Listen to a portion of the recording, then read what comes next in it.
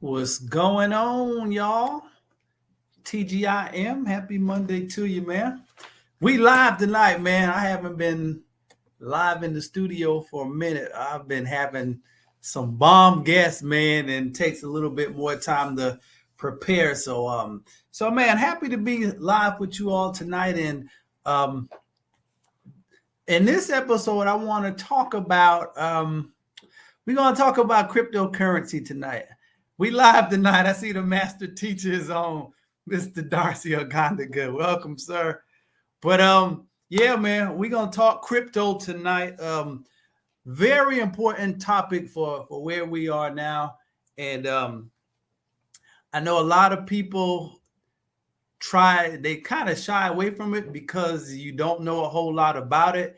And it's a lot of big opportunities coming up where cryptocurrency is concerned. So this lesson tonight is going to be very generic. And I'm not a crypto specialist. So and I'm about to read my disclaimer, but make sure you do your own research on everything I say tonight. But what I really want to happen tonight is what you hear tonight.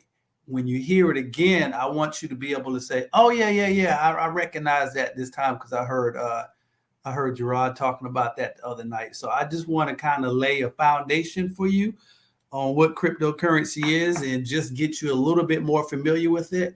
You're going to need to hear about it a lot more to get your comfort level up. But this is just to help you get your comfort level up. So again, welcome to the Work to Wellness to Wealth podcast, man. This is I think we're on episode 13 or 14 now. And it's been really, really good, man. Had a lot of great guests on. If you missed any of the previous episodes, please go back to my YouTube channel at Path to Financial Independence and get caught up, man. We've been having a lot of good, deep, high-level conversations. So please subscribe, like my YouTube channel, and leave me a comment message if you would like to see me talk about something or have a certain subject covered. Let me know, and I'll be more than happy to do that for you. But let's go ahead and get started. Let me read my disclaimer. Let me start by saying that I'm not a financial advisor, and the content of this podcast is for educational and informational purposes only, and it does not constitute financial advice, especially for tonight. For what we're going to be talking about. Your financial situation is unique, so please do your research and consult a qualified financial advisor who is familiar with your personal circumstances. So as always, don't do it just because you heard it, man. Do your own research, do your own due diligence. Even with what I'm talking about tonight, even if you take action where crypto is concerned, I would rather you know what you're doing rather than just like, oh, I heard, Jarod talking about Bitcoin, so I'm just going to go buy some. I mean, that's good that you have it, but I want you to understand what you have, and I want you to understand the importance of it, okay? So let's go ahead and get started. So like I said, I am entitled in this one, Crypto Basics 101. So let's start here, and I'm going to take my time tonight because I want to make sure that I go line on line with the notes and the research that I've done. So I'm going to be looking at my notes a lot. So yeah, please forgive me. But what is cryptocurrency? And I want to, I'm an educator by heart. So I'm going to keep this as simple and as plain as possible for you. So it'll be impossible for you to mess up or misunderstand what I'm saying tonight. My goal is to make it just that simple. So what is cryptocurrency? In its simplest form, cryptocurrency is a digital or virtual currency. So what does that mean? So let's just think about the origin or the evolution of money. In its earliest stages, we had the whole barter and trade system. So, currency could be anything. It could have been cattle. It could have been food. So anything of value that was exchangeable, that's where currency started at. And then it evolved. And so people got tired of having to carry around these bulky things, animals, rice, gold back then. People didn't want to carry around a whole lot of gold. So what happened is they used a representation of something of value, let's say a coin or a dollar or a gold bar, to represent something of value. So it went from physical things, and then it was represented, let's say, by gold, and then it evolved into fiat money, you know, what we know today, dollars and coins and things like that. And then from there, you know, credit cards came along, so people didn't want to necessarily carry around a whole lot of money. So they was just like, okay, well, I can carry around this representation of money in the form of a credit card. So as you can see, currency has evolved throughout time. And now we're in the place where we went from credit cards, we still use those. And now we have cryptocurrency, which is a form of digital currency. Okay. So just take some notes, start there. Cryptocurrency is a digital or virtual currency. So it's not a physical thing, it's digital. All right. All right. And so, of course, when you hear about cryptocurrency, the first cryptocurrency there was Bitcoin. Okay. So Bitcoin is a type of cryptocurrency. So now understand there are thousands of different types of cryptocurrency, but Bitcoin is the king, the granddaddy of them all. Bitcoin is the grand original. So just understand Bitcoin falls under the cryptocurrency heading. It is a cryptocurrency, but it's one of many, but it was the very first one. And Bitcoin was created on January 3rd, 2009. And who was it created by? All I can say is it was created by this identity that is known as Satoshi Nakamoto. So to this day, we don't know who or what that is, whether it's a person, a group, or organization of people. We don't know. But this person created this digital currency, and he created some what they call white papers around it. And simplest way, white papers just kind of explains the technology behind it, and it helps to explain exactly what it is. So he created this white paper with all of the, and I think you can still go and look it up, but all of the techno jargon of what Bitcoin was and what it is, he wrote it in his white paper, and then he published it on January the 3rd. So if you want to learn more about that, and I do encourage you to go and do all your own research, you can go and look up the Satoshi Nakamoto white paper. And if you want to geek out on that, have at it, man. I briefly kind of skimmed through it, and I tapped out at about the third paragraph. I was like, yeah, this is too much for me. But some of you, that may be your thing. So what else? So cryptocurrency is created as a decentralized currency, and that means it's meant to be outside of the control of any one person, group, or institution like banks or government. So when you talk about cryptocurrency, it's two things to keep in mind. Cryptocurrency is what they call decentralized, okay, versus centralized. So let me explain that to you. So I'm in education, and we have a central office, okay? So centralized leadership. So think about a school system where you have a central office. So that means that the leaders of that school system are centrally located, is controlled from the people at that central office, okay? So that's centralized leadership. Decentralized pretty much means that there isn't necessarily a head or one person in charge. So it's decentralized. So the power doesn't lie in one person or a group. The power is decentralized. So when we talk about cryptocurrency, it's decentralized because our regular money, our fiat currency, it's centralized in a way, in the fact that it's pretty much controlled by the Federal Reserve, and from there it's kind of controlled by banks. So we have these major banking institutions, and those are like the central control centers for our money. And so when Bitcoin was created, it was in 2009. And what was going on? Does anybody know what was going on in 2009? that was when they was having that whole subprime mortgage lending crisis. And that was the period of time where, and I wrote this down, banks were too big to fail. And so if you remember, banks were giving out all of these um, mortgages, and people couldn't pay them, and banks knew that people couldn't afford it, but they was making so much money on it, so they was giving out all of this money for these loans and different things.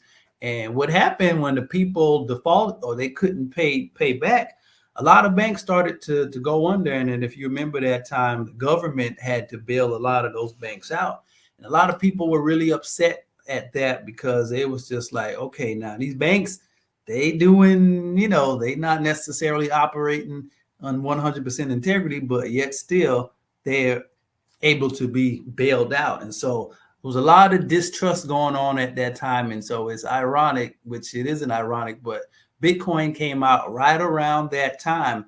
And the main purpose of it, I'm assuming, is to give some of that control back to people, or to take some of that control away from a centralized institution like banks. So that's when Bitcoin was created. So it was kind of like in this, rebellion against central institutionalized leadership. All right, so hopefully you all understand everything that I've said so far. So it was created around the time of the subprime lending crisis. Banks are too big to fail. Okay, so let's get a little bit more technical with this. So when you're talking about cryptocurrency, another term that's going to come up is this thing called the blockchain. Now, blockchain has been around longer than 2009, when cryptocurrency was available. The best way I heard to explain what the blockchain is, so just think of the blockchain like a highway, and a lot of movement and transactions happen on this blockchain.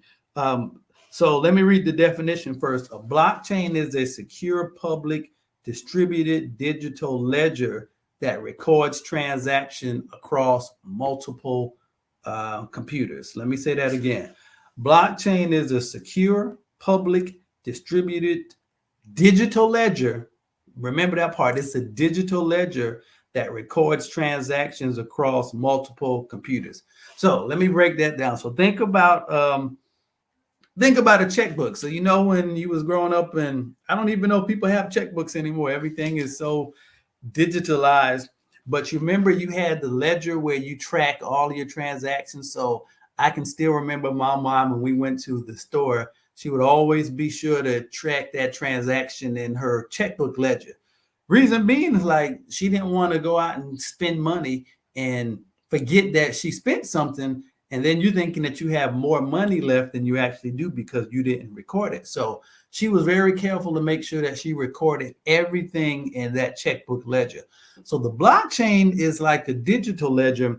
And the thing that makes it unique, every transaction that happens on the blockchain is recorded. So whenever you buy cryptocurrency, and we'll probably get into how to buy it next week. I'm going to have a follow-up session with this with a special guest to tell you how to get started. But every transaction that is made on that blockchain, number one, is secure, but number two, it's recorded.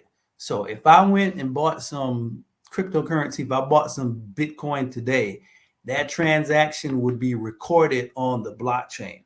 Now, the blockchain isn't just for crypto. So remember I said that if you look at it as a highway, there are all types of different vehicles that travel on a highway. So the blockchain is used for a number of different things. Cryptocurrency is just one other thing that uses this blockchain technology.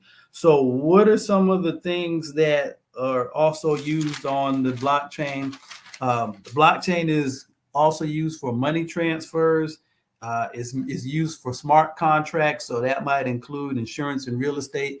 So if you ever bought a house, you got like a gazillion pieces of paper to sign, like 100 documents. So blockchain technology, it allows all of that, all of that paperwork can be, it can be used, or it could be captured on the blockchain. And instead of having to use all of these different pieces of paper that you have to sign, because it could be lost, it could be destroyed, somebody could tamper with it. So insurance companies and real estate, they use the blockchain to make those transactions more secure. Healthcare systems, they use the blockchain for medical records and different things.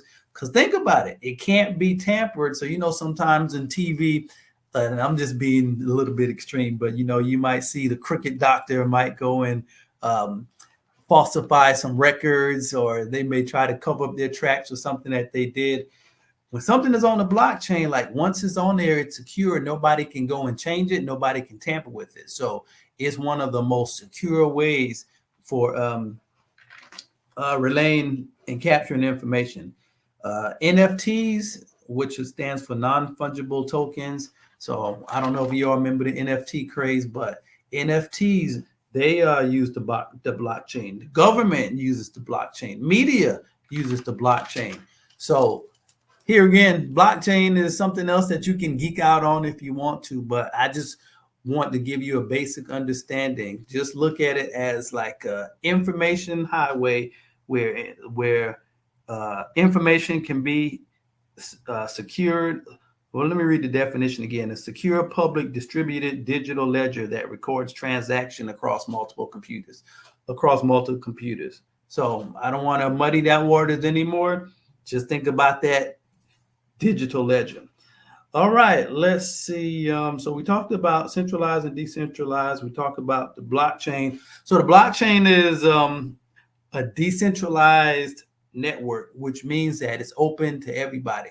So remember, when we talked about centrally located, we kind of talking about just a few, okay? Like superintendent is at the top, or Federal Reserve or banks, they're at the top.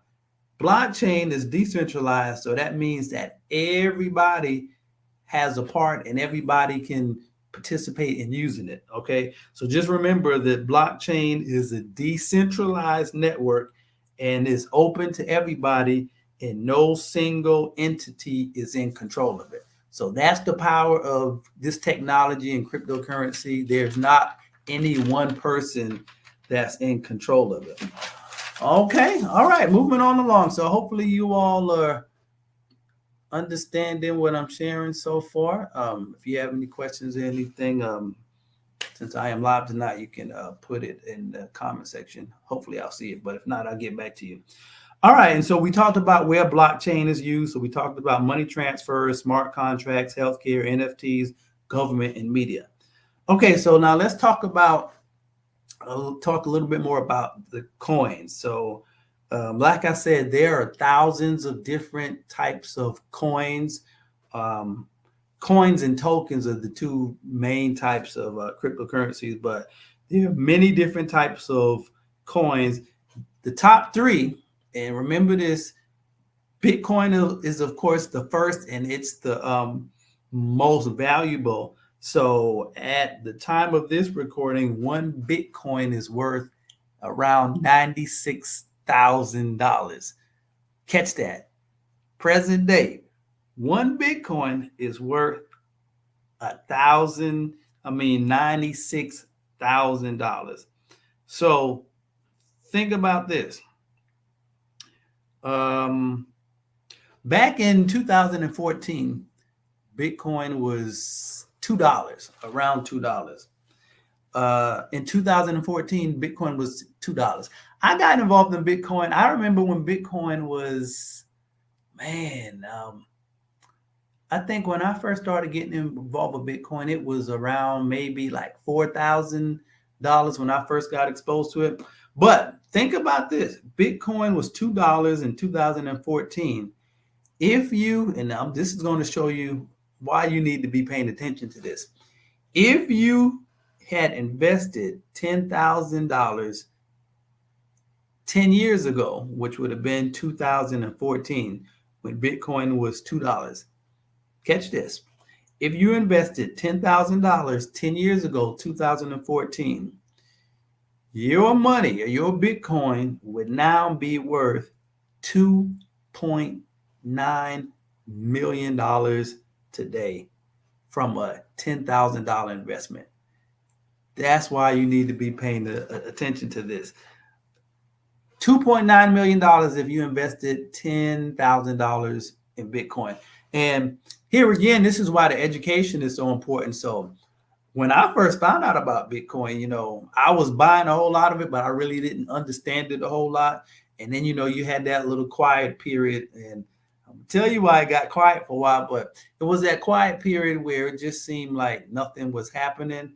And that's because a lot of the institutional investors was pulling up a seat at the table at the time. But I'll get to that a little bit later on. But I remember Bitcoin was hovering around $8,000 for a while and seemed like it wasn't going to do nothing. And then all of a sudden, it's like overnight, it jumped from like 8 to 12 or 14. And before you knew it, was like 12 to 19. And then it broke $20,000. And we was just like, whoa. So, I mean, it was exciting to see something grow that fast. Now, granted, it dropped back down a couple of $1,000s, but seeing that type of growth potential happen that fast, it's unlike anything that we've ever seen before. So we're going to talk a little bit about that growth potential too. And so, but I just want you to think about how fast Bitcoin has grown. And now from those days of around $20,000, and you remember it had dropped down to $20,000 a few years ago. Now it's at $96,000. And I'll let you do your own research on how high this could potentially go. Is it too late to get into it? We'll talk a little bit about that as well. So what makes Bitcoin so attractive to people as an investment? Why are so many people fooling with Bitcoin? And like I said, there's a lot of other cryptocurrencies, and I probably won't get a chance to talk about any of the other ones tonight just because I wanted to keep this basic. But there are other cryptocurrencies out there, and XRP is one in particular that is only $2, I think, and last I checked, $2 and around 74 cents. And the potential use case or the potential growth for that is pretty impressive. So like I said, you got to do your own research for that. But there are other coins out there. There are other technologies out there that you can invest in that are less than $1. Some of them are a couple of dollars. So there's a lot of opportunity. That's why I want you all to at least start getting more familiar with this till you get curious enough to kind of do your own research. But here's the other important thing to realize about Bitcoin. Only 21 million Bitcoins will be mined or created.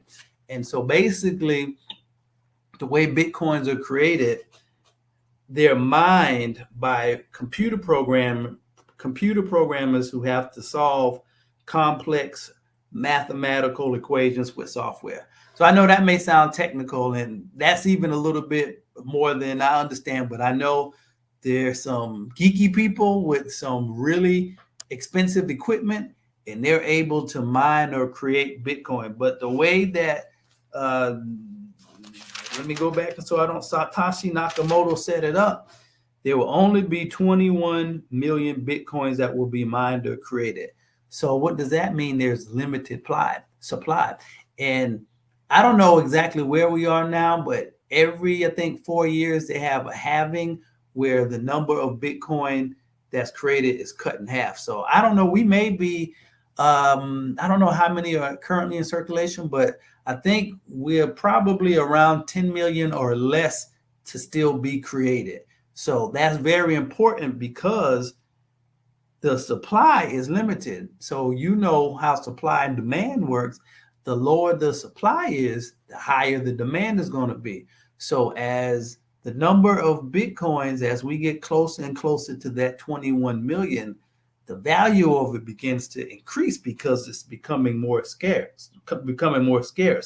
So remember that the tighter the supply, the larger the price is going to be. So I'm going to let you solve this equation for yourself. If Bitcoin is decreasing in supply, and we probably only have maybe 1 or 2 more halvings before it expires in terms of all 21 million being mined, what do you think is likely to happen to the price of Bitcoin as it gets closer and closer to that 21 million mark? All you have to do is go back and look at it, and you can get the answer as clear as day. Just look at the price history of Bitcoin back from when it was pennies on the dollar back in 2003. Look at what the price has done over the last 21 years or so. So as we get closer to reaching that $21 million mark, you do the math. What do you think that price is going to do? Maybe that's why it's a good reason. And I can't tell you what to do with your money, but maybe that's why that might be something worth looking at, putting in your portfolio. So, yeah, let's talk about this. So going back to the price, and I did some research and I saw this. Bitcoin has outperformed stocks, bonds, and gold and the US dollar for the past 5 years. Okay. Now, that should be no surprise, but let me say that again. It has outperformed stocks, bonds, gold, and the US dollar for the past 5 years. And that's what most people invest in. But how much has it outperformed those particular entities? Here's the price appreciation for Bitcoin over the last 5 years. Well, let me before I tell you the price appreciation for Bitcoin, the price appreciation for the S&P 500. So that's 500 of 500 top companies in our economy. That's what a lot of people invest in. The price appreciation for the S&P 500 over the last 5 years was 91%. Sounds pretty good, doesn't it? 91% appreciation over the last 5 years. But listen to what the price appreciation for Bitcoin has been for the last 5 years. 1,290%. You do the math. 5 years, 1,290% for the last 5 years. So come on, y'all. We was something that, we at least you can't deny the numbers, man. You gotta pay attention to it. And so a lot of people ask, well, is it too late? It's already $100,000, $90-something thousand. It's already it has surpassed 100,000, but it's kind of retraced back down. Is it too late? Answer to that is a resounding no. It's not too late because it's still a relatively early. Matter of fact, if you got invested now, you would still probably be relatively early to the game. Okay. And why do I say that? Less than 8% of the world's population is currently invested in Bitcoin and cryptocurrency. Less than 8%. So that means that you're still early to the table. So you may hear a whole lot of different things on the news. It's just like, it's this, that, and the third, and it makes you feel like you're too late or it's too risky. Here again, do your own due diligence, but I just want to tell you that we are still very, very, very, very early in this thing. So it's not too late to catch your seat on the train if this is something that you're interested in. All right, so I thought that was really interesting. 1,290% price appreciation for Bitcoin over the last 5 years. What else do I have for you all tonight? So who invests in Bitcoin? Who invests in Bitcoin? So you have two types of investors. You have individual or retail investors. So that's people like you and me. That's the common man. That's the individual layperson. So those are the individual or retail investors. Then you have the institutional investors, and these are companies like Fidelity, BlackRock. So the crazy thing about this is like when Bitcoin first came out and people started getting interested in it and started investing in it, a lot of the big institutions and the banks, they would say like, oh man, that's a ripoff and that's the worst investment ever. And you're going to lose all of your money. And I mean, they were slamming Bitcoin, man, for a long time, cryptocurrency. And as it started to grow and they started seeing the returns that people started getting on their money, on the low, they started to be like, oh, snap, maybe we need to take a second look at this.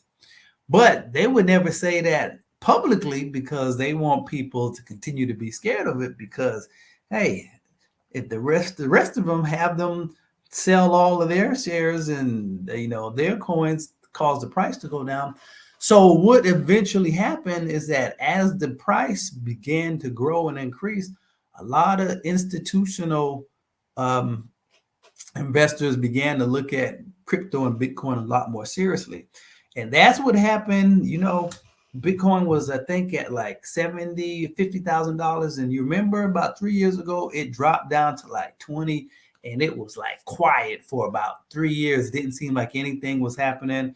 And a lot of the hecklers, and I was one of the ones getting heckled. That's just like, yeah, well, what happened to your crypto? You were talking about all that. And it was about 3 years that it didn't seem like anything was going on. But behind the scenes, what was happening, a lot of those big companies, they were doing some things behind the scenes so they could pull their seat up to the table.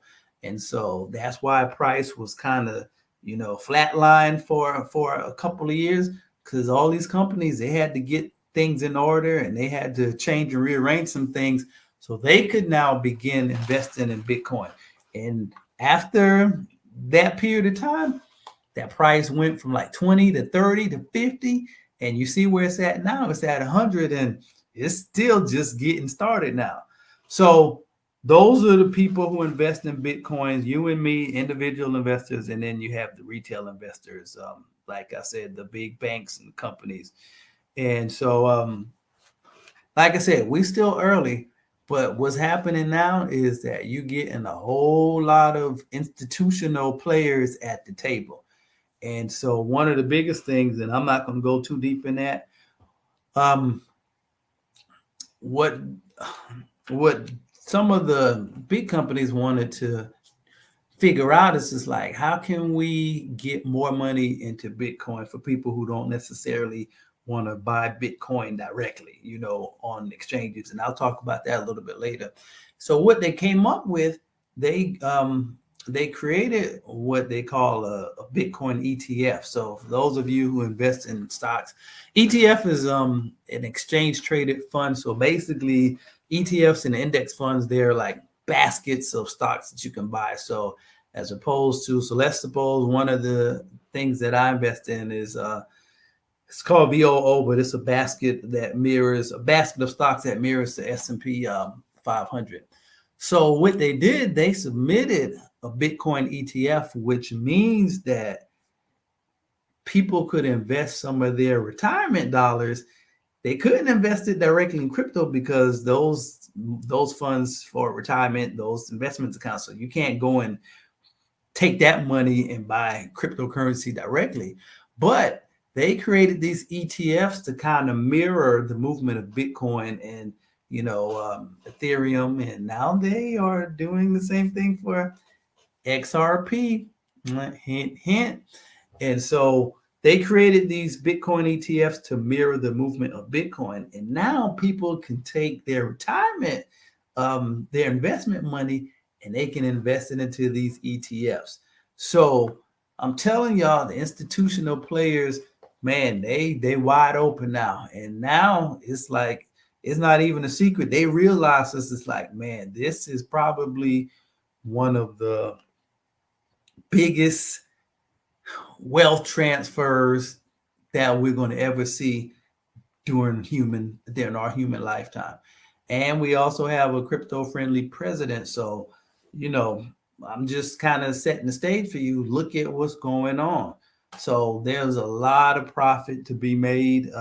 Not telling you what to do, but it's a lot of opportunity. Now, let me say that crypto market, like I told you how Bitcoin goes up, but it comes down too now. So the rule of thumb is never invest money that you aren't willing to lose.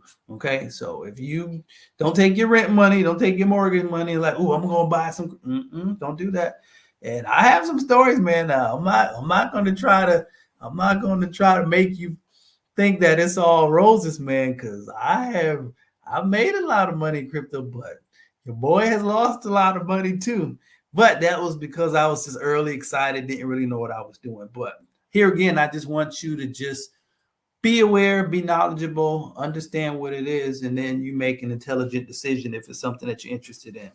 And like I said, Bitcoin is still relatively young. So you would still be good just pulling up a seat to the table now if you just started investing in cryptocurrency. But like I said, it's a lot going on now. It's a lot changing. So you got to do your own research, do your own due diligence. And I'll tell you a little bit before I close on something that I'll be offering soon to help people who want to learn more. All right. And the last thing I'm going to touch on this, we had about 35 minutes before I wrap out. Mentor to Wealth said, is Coinbase still good? Yeah, man. Coinbase is like the central hub right now for getting cryptocurrency. But yeah, Coinbase is good. That's where a lot of people go at to get their cryptocurrency. So let me touch on that real quick. That's a great question that you brought that up. So how do you get cryptocurrency? So you have to go to what they call an exchange. So Coinbase is an exchange where you can buy thousands of different types of cryptocurrency. So go to Coinbase.com, and Coinbase is also a good place to get educated at. They have a lot of educational components to their site too. So you go set up an account and then do your research, but you can purchase your crypto on those exchanges. They have a lot of them out there. They have Kraken. They have one that's called Uphold. So you just kind of have to do your research and see which one do you feel comfortable with. But here's a really important thing to understand when you get your crypto. So first thing, you're going to have to get it on an exchange like Coinbase. Now, where are you going to keep your crypto at? So just think about this. You want to make sure that your money is always secure. So we keep our money in banks because we want it to be secure. Okay. And then, even FDIC banks they protect your money up to a couple of million. So if something happens to it, they can reimburse you. Here's an important thing that you have to understand with crypto. When you buy crypto, there are two things to remember: a hot wallet and a cold wallet. So let's suppose I went on Coinbase and I bought some crypto. If I left it on Coinbase, that would be considered a hot wallet. And best way that I can describe why they call one hot, cold. Hot means that a lot of people can have their hands on it. So in other words, a hot wallet means that it's not 100% yours. As a matter of fact, you don't necessarily, even though you bought it, Coinbase is still the custodian of that crypto that you bought. So you bought it, but as long as you leave it on that exchange in their hot wallet, they're the custodian of it. So what does that mean? If something happened to Coinbase and say they shut down or if they got hacked, which it has happened, you out of your crypto. You would lose it because it's in their care. So you don't want to necessarily keep it on the hot wallet, which is on that exchange, but you do have to go on the exchange to buy it. Now, so what should you do with it? Well, there's this thing called the cold wallet, and it's called the ledger. You have to look this up. And a ledger is basically something that looks like, I don't think I have mine, but it looks like a thumb drive. And basically you can transfer your crypto off of the exchange onto the ledger. Now, here's the deal with the ledger. Ledger is 100% yours, and they have this security. It's called seed phrases. So I think it's like 25 different words that you're going to need to be able to access your ledger. Now, here's the deal with a ledger. It's yours and it's offline. That's why it's cold. So nobody can touch it. It's cold. It's yours. You're the only one that has access to it, and whoever you give those keys to. But remember that I said that is decentralized and it's relatively unregulated. So that means that there ain't no FDIC if you lose those phrases to get into your ledger. homie, you short. That's the best way I can put it. And I've heard and read articles of people who have millions of dollars of crypto on their ledger, secure on their ledger, but guess what? They lost the seed. They lost their phrases to access the ledger, and no seed phrases, no crypto. So that's the only thing about it you need to be mindful of is 100% on you. And if you lose it, ain't no 1-800 number to call and be like, hey, can y'all give me my password? It's 100% on you. So that was a great question. So so just remember hot wallet, cold wallet, and let me say this too. I got mine from ledger.com. Do not get a ledger off of Amazon or some other third-party site. Get it directly from the manufacturer, because somebody could have already rigged up that ledger with their seed phrases or whatever before you bought it. And when you get it and put all your crypto on it, and I've heard stories about this too, you lose access to it instantly because someone else has already rigged it. So make sure you go directly to manufacturer ledger.com to get yours. All right. So last thing, and we'll wrap up, is what can I do with Bitcoin or crypto? So here's a couple of things. What's the use case for Bitcoin and other cryptos? I'm not going to get into the other ones. I'm just going to stick with Bitcoin since that's the most profitable. So you can turn so if I bought some Bitcoin, I could turn that into fiat money. So in other words, I would basically, how you would buy it, you could connect your bank account, and let's just say if I wanted to buy $100 worth of Bitcoin, I could go on Coinbase, buy $100 worth of Bitcoin. Well, if the price of Bitcoin increased, and let's just say is $96,000 now. So let's just say that the price of it increases, and so the value that I have of it increases as well. I could go ahead and, in a sense, kind of like cash out. So I use my US dollars to buy Bitcoin, but at any given point, I can say, okay, I want to get my US dollars back and trade it back, my Bitcoin back into US dollars. So that is possible. There are fees that are involved. So let me tell you that. So every time you purchase, there's going to be a fee involved, and every time you sell, there's going to be a fee involved. And I think you probably have to pay capital gain taxes on that, if I'm not mistaken. So be mindful of that. So there are a lot of fees in there. So do your research and definitely be mindful of the fees. So you can turn it back into fiat money. There are some retailers that allow you to purchase things with Bitcoin. Some of them you can buy gift cards. I think Uber allows you to use gift cards.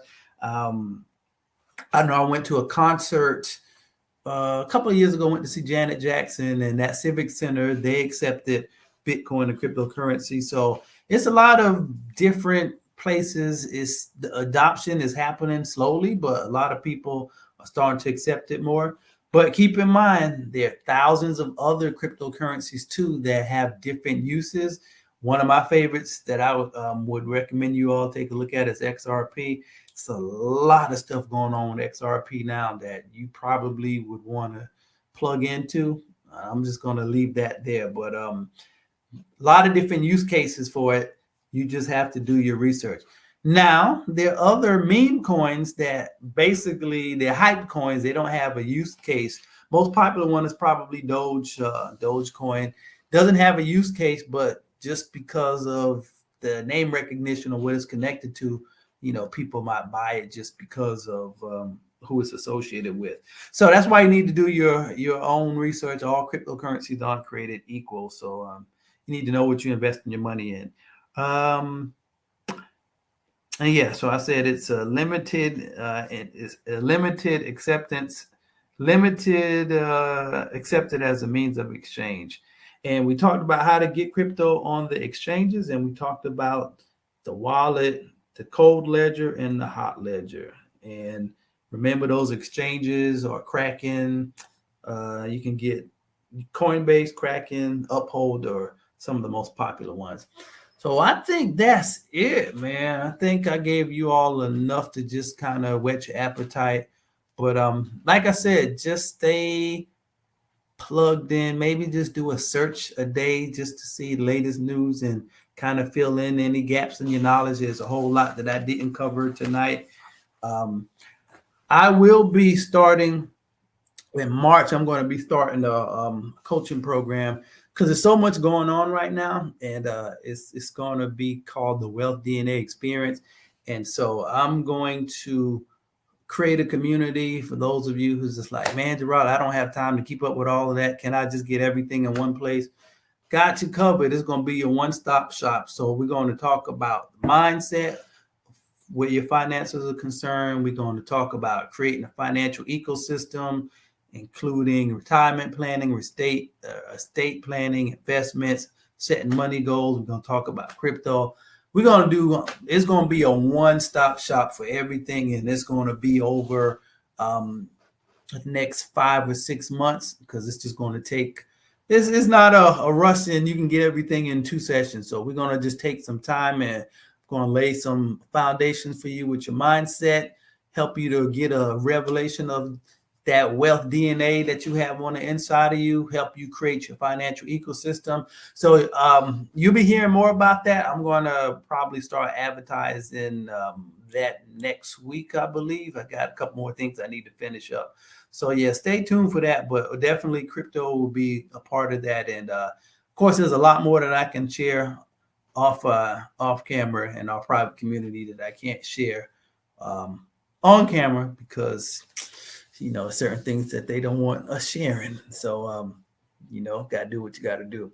But that's it, man. So appreciate you all plugging in. Thank you all who was able to tune in. To make sure you go to my YouTube channel at Path to Financial Independence if you missed any episodes. And please leave me a comment if you have any questions. Let me know, and I'll be sure to answer it in a future episode. And next week, we're going to have a follow-up conversation. I'm going to have a special guest, and we're going to go a little deeper onto the onboarding process of how to get started with cryptocurrency. So definitely stay tuned for that. That's going to be another exciting episode.